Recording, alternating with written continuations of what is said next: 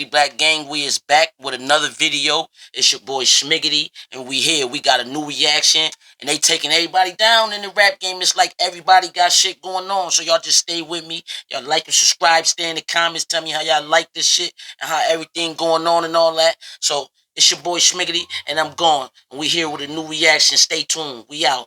Young Thug is a certified rap legend.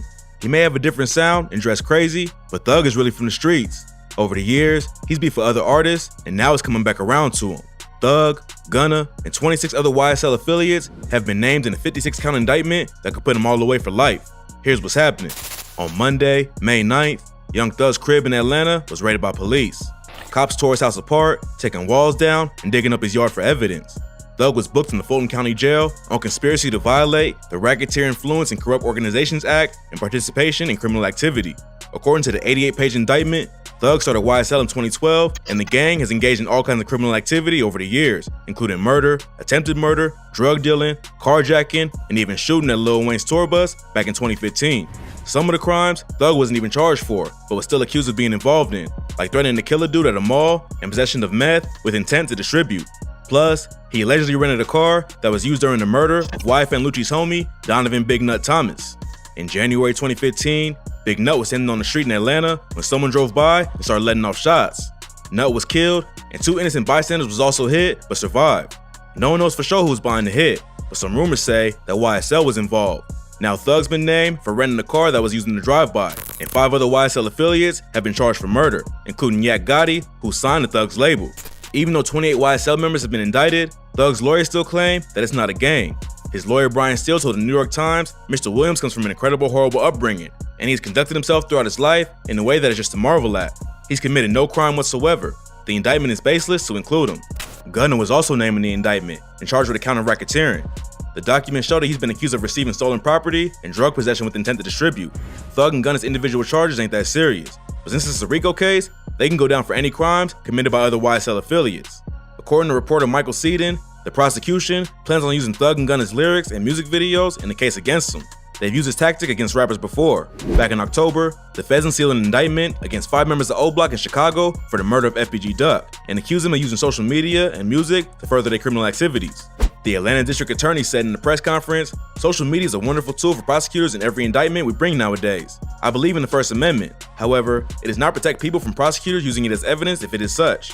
Some of the lyrics cited in the case include Thug's verse on the track Slatty, where he rapped, "I killed his man in front of his mama, like f*** lil' bruh, sister, and his cousin." The documents also list his lyrics from Slime Shit, where he says, "This that slime shit, this that mob shit, f*** the judge, YSL, this that mob life." They also include lyrics from when Thug sent shots at YFN on the track Ew, saying, "All I ever wanted was the money. Put your hands in the air if you dare. Any motherfucker step over here, F&M put him in a wheelchair." Another dude named in the YSL indictment is Big Briss, who's already facing attempted murder after allegedly shooting a cop in February. He was wanted for an alleged robbery from October, where he stole a Rolex, iPhone, Gucci wallet, and diamond earrings. According to the police, Briss bragged about the lick on social media, which helped them solve the case. When the cops tried to arrest him, Briss pulled out a gun and shot at them, hitting police officer David Rogers 4 times in his shoulder, once in his knee, and once on the side of his head. Briss was arrested anyway, so he almost killed a cop for no reason. And now he's facing 15 more charges and a new indictment too.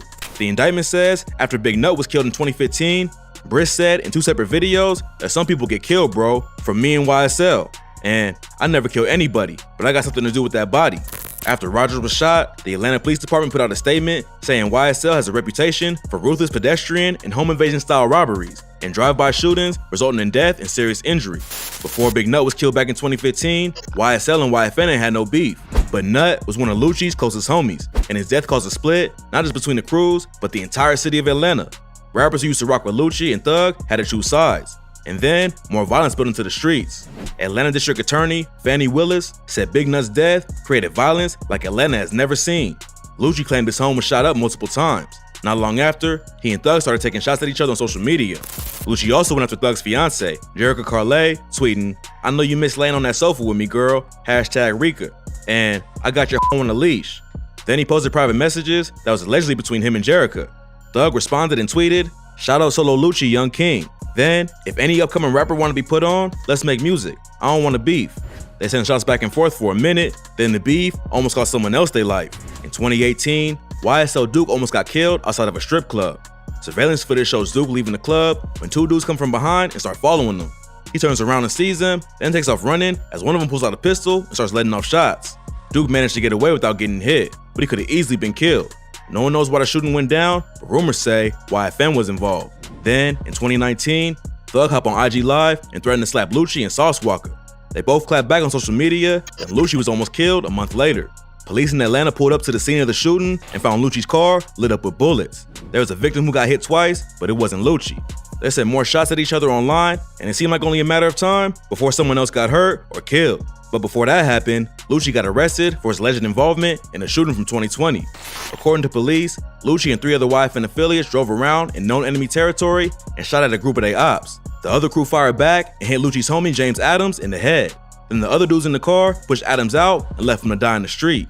The police believe Lucci was the driver and not a shooter, but he was still charged with murder, aggravated assault, participating in criminal street activity, and possession of a firearm during the commission of a felony. He was originally granted bond and released on house arrest, but he violated it by going to a strip club and a recording studio, so he got sent back to jail. While still locked up for the drive-by, Lucci was named in the Rico case centered around YFN. According to prosecutors, Lucci and a rapper from Miami named CP3 linked up and used their music to unite blood sets in Atlanta and Miami. Getting hit with a Rico charge is bad enough, but then Lucci almost lost his life behind bars. In February 2022, he claimed someone stabbed him from behind and there was a bounty on his head. Then, TMZ released a report of a fight between him and another inmate who both had sharp objects. Allegedly, Lucci yelled, "I feel like killing this," during the fight and was later treated for a cut on his head. It ain't clear if it's a targeted hit on Lucci or just a random fight, but prosecutors in the YSL case are claiming they was behind the stabbing attempt. According to authorities, Big Briss and a YSL affiliate named Antonio Sumlin asked Thug for permission to take Lucci out behind bars. It might not have been anyone associated with YSL who actually attacked Lucci, but the police have evidence that they was at least planning the hit. After Thug was arrested, rumors started going around that it had something to do with the death of Lakeivia Jackson, the mother of one of Thug's sons. She was shot and killed at an Atlanta bowling alley back in March after allegedly getting into a fight with another group of people. The Atlanta DA Fannie Willis addressed the rumors and said she don't believe there's any connection between Thug's alleged gang activity and Jackson's death. Willis did say that she believes gang activity is causing the vast majority of violence in Atlanta. At a news conference in April, she said, "I am not impressed with the fact that you are a rapper. That's not going to keep you from being indicted by default. If they committed acts of violence, and if we have enough evidence to substantiate that, you're going to see indictments." Violence in Atlanta has exploded this year. As of April 23rd, there have been 60% more homicides than last year. Criminal justice professor Dean Dabney says that DA Willis is going after the wrong targets. He says her claims about 80% of violence coming from gangs is wrong and that he sees no convincing systematic evidence that substantiates that. Even if the DA is not right about her gang violence claims, that's not stopping her from going after them with everything in her power. Rico charges can be almost impossible to beat at the federal level, but since this is still a Georgia state case, Thug might have a chance. His lawyer Brian Steele seems confident he can get Thug off. He told a CNN affiliate, "The response to any allegation is Mr. Williams committed no crime whatsoever, and we will fight to my last drop of blood to clear him."